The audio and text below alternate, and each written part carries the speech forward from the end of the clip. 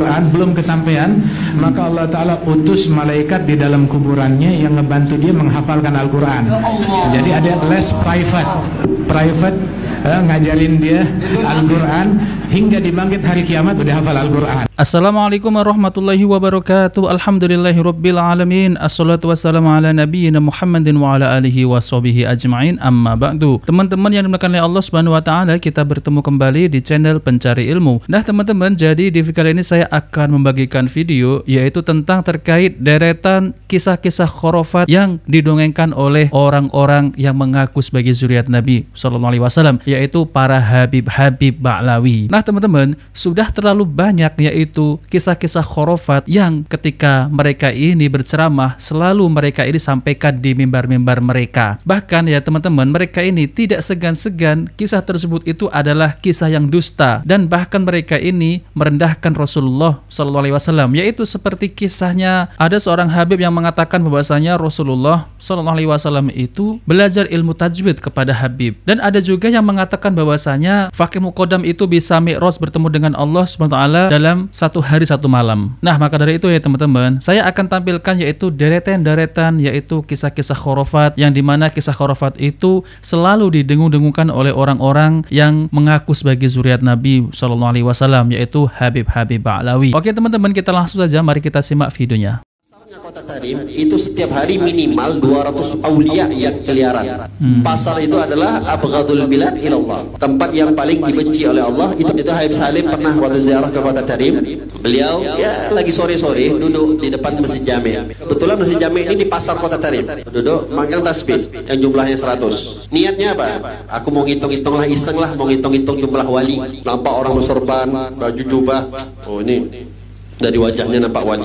Hitung satu, hitung terus sampai udah mulai banyak. Ada yang lewat orang tua, kakek-kakek bajunya compang-camping, pegang tongkat, ya kayak pengemis. Terus lewat dalam hati Habib Salim ngomong dalam hati, ini bukan wali, gak dihitung, gak masuk hitungan.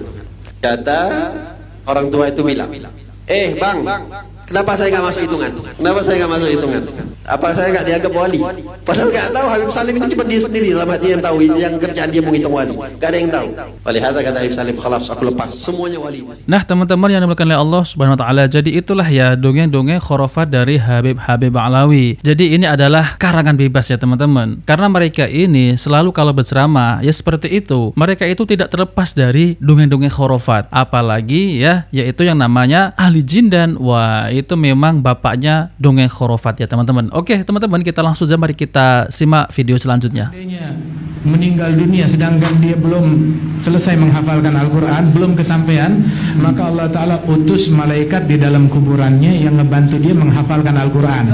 Jadi ada les private ngajarin dia Al-Quran hingga dibangkit hari kiamat udah hafal Al-Quran. Nah teman-teman, jadi ini adalah dongeng yang sangat luar biasa sekali ya, yaitu ada ya dongeng les private di dalam makam. Jadi seorang itu ingin menghafal Al-Quran, lalu kemudian tidak kesampaian, akhirnya meninggal. Lalu ini ada yang namanya les private di dalam kuburan. Jadi Allah mengirimkan Al-Quran untuk les private di dalam kuburan. Ini kan ngawur ya teman-teman, jelas-jelas ini adalah karangan bebas ya. Kok bisa ya mereka ini berani-beraninya berdusta? Ya memang ya teman-teman ya, mereka ini hanya menukil ya ataupun menyampaikan, itu memang ada kitabnya. Kitab-kitab mereka adalah kitab-kitab dari karangan mereka ya, ulama-ulama mereka, yang dimana ulama-ulama mereka ya menulis kitab ya, yaitu kitab tentang karomah wali-waliullah. Tapi itu bukan karomah, itu adalah karangan bebas. Jadi agama mereka ini dibangun bukan di atas dalil ya teman-teman, jadi di atas mimpi gitu ya. Oke, mari kita simak video selanjutnya.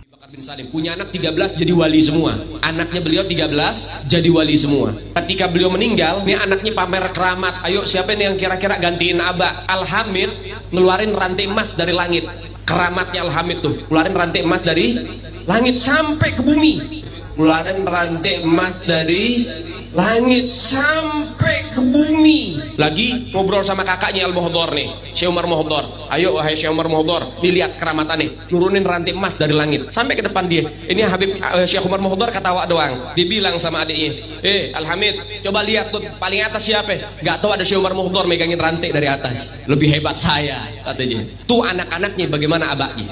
Kemudian Al-Imam Al-Faqih Al-Muqaddam Muhammad bin Ali Ba'alawi, ini pongkolnya para ahlul bait Nabi Muhammad. Beliau punya pembantu namanya Al-Imam Syekh Said Al-Amudi. Syekh Said Al-Amudi. Kita jangan bicara Habibnya dulu, jangan bicara majikannya dulu, kita bicara pembantunya dulu, biar kamu tahu bagaimana kedudukan mereka dzurriyyah baginda Nabi Muhammad. Syekh Said Al-Amudi, pembantu Al-Imam Al-Faqih Al-Muqaddam. Beliau sudah meninggal lama. Cintanya dengan keluarga Nabi Muhammad luar biasa. Syekh Said Al-Amudi ini dari bangsa Masyaih, keturunan sahabat atau selainnya, bukan dzurriyyah Nabi. Ketika sudah ratusan tahun meninggal, datang satu habaib ziarah ngucapin salam, assalamualaikum ya Syekh Said Al-Amudi. Ini udah ratusan tahun meninggal nih. Anda tahu apa yang terjadi? Kuburannya kebelah jadi dua. Bangkit itu Syekh Said Al-Amudi sama jasad-jasadnya. Dia katakan, waalaikumsalam warahmatullahi ya ahlul bait Rasulillah. Kemudian diambil tangan itu Habib, dia cium tangan, kemudian akhirnya balik lagi ke kubur, masuk lagi. Tuh mereka para aulia, orang-orang yang khidmat dengan keluarga baginda Nabi Muhammad. Syekh Umar Muhdar, anak Al-Habib Abdurrahman As-Sigaf. Jadi Syekh Umar Muhdar ada dua. Yang pertama anak Habib Abdurrahman As-Sigaf. Ini nggak punya anak laki-laki, anaknya perempuan, yang menurunkan nanti dari situ keluarga Al-Idrus. Yang kedua Syekh Umar Muhdar keturunan tadi Syekh Abu Bakar bin Salim, yang ngeluarin daripada bangsa Al-Muhdar, fam Al-Muhdar, Habib Hasan Al-Muhdar di sini ya, Samarinda. Nah itu masih keturunan beliau. Al-Habib Syekh Umar Muhdar ini di Hadramut. Beliau itu di kuburannya ini belum meninggal dibilang, saya nggak akan pernah ridho siapapun yang lewatin kuburan saya. Jadi kalau ada burung lewat mati langsung. Saking hebatnya beliau. Sampai akhirnya ada satu habaib doa, Beb, ini nanti Hadramut Tarim akan banyak orang-orang datang untuk mencari ilmu dan berkah. Kalau antum gak cabut sumpah antum, nanti mereka naik apa ke sini akhirnya mati. Tolong dicabut. Akhirnya dicabut sampai gini hari akhirnya gak terjadi. Dulu itu terjadi. Kalau ada burung lewat jatuh mati. Syekh Umar Muhdar ini punya anak kecil namanya Aisyah. Beliau datang hal. Orang wali kalau lagi datang hal bawaannya pengen ibadah. Nah kalau pengen ibadah biasanya kholwat. Kholwat itu menyendiri di kamar sendiri. Udah ibadah. Wirid, zikir. Tapi hebatnya mereka orang-orang wali, kalau wirid tembok ikut zikir, keluar suara. Tempat duduk, karpet, kayu, semua itu keluar suara, zikir bareng sama mereka orang-orang wali. Itu mereka orang wali, orang-orang saleh. Khalwat, menyendiri. Datang hal, dia bilang sama istrinya, istri jangan ada siapapun yang masuk kamar khalwat saya ya, saya pengen khalwat. Iya. Sudah istrinya masak di dapur. Syekh Umar Muhdar lagi khalwat, lagi baca zikir. Kemudian anaknya masih kecil, masih balita, lari sana lari sini, kemudian tiba-tiba robos masuk ke kamar khalwat. Nah orang-orang wali kalau sudah zikir istighraq, mendarah daging, mendalami sampai lupa apapun, nggak ngelihat apapun, sehingga ketika beliau kaget ada suara orang masuk, langsung dibilang mut, mati kamu. Seketika itu anaknya kebakar mati langsung. Sadar daripada Syekh Umar Muhdar, waduh anak saya meninggal ini. Dipanggil istrinya, dimarahin, ana udah bilang jagain, kenapa kamu lepasin begini, nangis itu ibu. Kemudian tiba-tiba berhenti, ntar dulu, kita punya pembantu, sini pembantu dipanggil, sini pembantu khadamah, sini pembantu. Ibu kenapa? Mulai kapan kamu berani berbohong? Kamu ini ikut sama keluarganya Rasulullah, kamu ini pembantunya keluarga Nabi Muhammad. Mulai kapan kamu berani berbohong? Maksudnya bu, dari semenjak anak ini melahir kamu suka gendong. Ya kalau bahasa kita dinina boboin. Jadi kalau lagi digendong dibacain, dinyanyiin lagu. Apa lagunya? Ya bintul gutub, ya zaujatul gutub, ya ummul gutub. Wahai putri dari seorang gutub, wahai istri dari seorang gutub, wahai ibu dari seorang gutub. Maksudnya bu, ya kamu bohong, ini anak masih balita. Kalau kamu katakan bintul gutub, putri dari seorang gutub, betul, ayahnya gutub. Tapi kamu mengatakan ya zaujatul gutub, wahai istri seorang gutub, ini anak belum menikah, belum jadi istri tapi sudah meninggal dunia. Berarti itu menjadi kebohongan buat kamu. Sampai begitu didikannya saudara. Sampai itu dicap bohong. Apa kata pembantunya? Enggak bu, saya enggak bohong. Itu diambil jenazahnya, diindung-indung lagi, dibacain lagi. Ya bintul gutub, ya zaujatul gutub, ya ummul gutub. Itu anak langsung bergerak berdiri, langsung lari-lari lagi.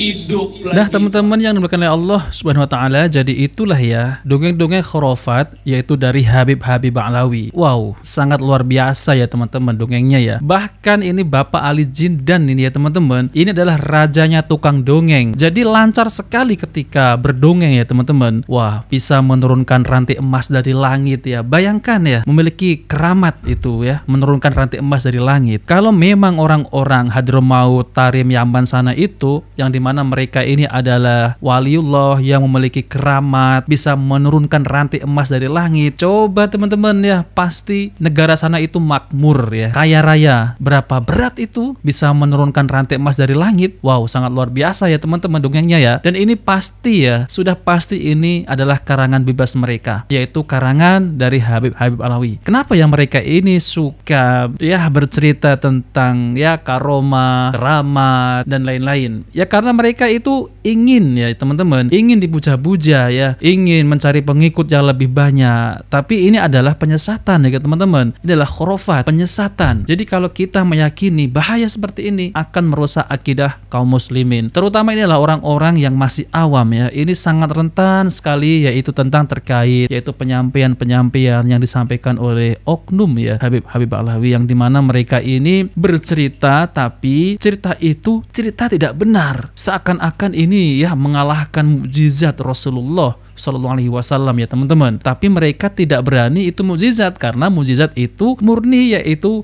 dari Allah Subhanahu Wa Taala kepada Rasulullah. Ya seperti mukjizat Nabi Musa bisa membelah lautan ya teman-teman. Ya memang itu nggak masuk akal tapi itu ya diabadikan yaitu di dalam Al-Quran. Kalau Rasulullah juga memiliki mukjizat ya teman-teman. Di dalam hadisnya banyak tentang terkait masalah mukjizat Rasulullah yang bisa membelah bulan. Nah maka dari itu ya teman-teman, mereka ini tidak akan berani ya mengaku nabi, tapi mereka ini berani yaitu mengaku sebagai zuriat Nabi SAW. Kalau mereka ini mengaku nabi, otomatis mereka ini tidak akan bisa berkembang ya, tidak akan bisa dawir ya teman-teman. Otomatis mereka akan ditangkap oleh pemerintah. Tapi kalau mereka ini mengaku sebagai zuriat Nabi tanpa terkonfirmasi, tanpa bukti ya teman-teman, mereka ini bebas dawir, bebas berbicara khurafat dan lain-lain. Tentunya ini sangat membahayakan akidah kaum muslimin ya teman-teman. Bayangkan ya, bisa menghidupkan orang mati. Lalu kemudian ada ya seorang habib yang dimana seorang habib itu melihat yaitu dari keluarga Nabi yang selalu itu ada pembantunya habib itu bisa muncul di kuburan. Jadi seperti film-film Indosiar ya teman-teman. Bisa bangkit dari kubur, ucap salam kepada habib, lalu kemudian tidur lagi di kuburan. Kuburannya menutup lagi gitu. Ini adalah jelas-jelas ini adalah cerita-cerita khurafat teman-teman. Maka dari itu saya itu ingin menyadarkan ya kaum muslimin yang masih mengikuti mereka ini, yang masih menjadi muhibinnya, kita harus sadarkan ya teman-teman. Kasihan, saya tuh kasihan yang dimana mereka ini selalu ya mendoktrin sesat-sesat ya teman-teman, doktrin sesat, lalu kemudian khurafat-khurafat untuk memperkuat pendawirannya itu. Kasihan teman-teman. Ini adalah jelas-jelas adalah kesesatan yang harus kita basmi ya teman-teman. Nah oke teman-teman, itu saja yang ingin saya sampaikan ya. Jika video ini bermanfaat jangan lupa like dan subscribe di channel Pencari Ilmu. Wabillahi taufiq wal hidayah. Wassalamualaikum warahmatullahi wabarakatuh.